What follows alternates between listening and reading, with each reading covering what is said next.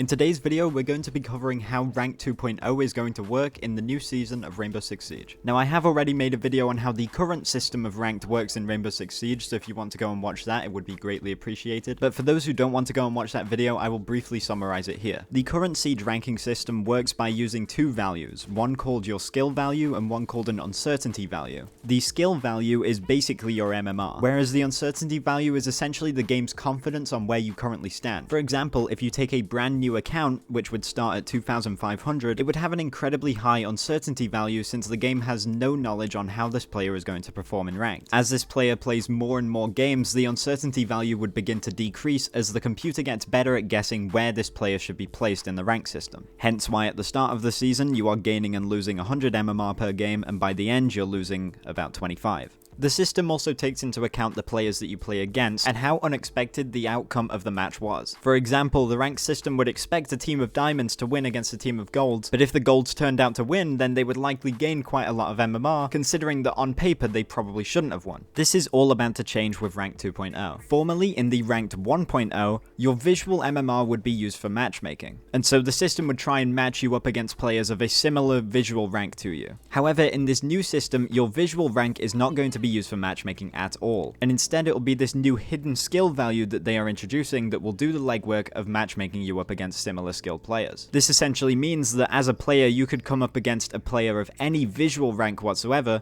so long as their hidden skill rank is similar to yours. In terms of your visual rank, everyone in the season is going to be starting at Copper 5 and having to work their way up to the rank that they want. This, however, does not mean that you're going to be coming up against Copper 5 level players. Since I mentioned before, the visual rank is nothing but a badge now. It's not used for matchmaking whatsoever. Instead, even though you could be in Copper 5 and your enemies could be in Diamond, you should have a hidden skill value that is similar to each other, and so you've been placed together. This hidden skill rank is also going to be responsible for how quickly you rank up through the visual rank system. If your hidden rank is really high but your visual rank is still down in Copper, then per win you will be gaining a lot more than you lose per loss, because the game is trying to get you up to that skill value as fast as possible. All of this essentially to say that your visual rank is no longer really going to mean anything in terms of your skill. You could be in a game with players of any visual rank whatsoever, but their hidden skill ranks should even out to be something similar to each other. Ubisoft have done this because they want the visual ranks to be more of a progression system, almost like a battle pass of sorts,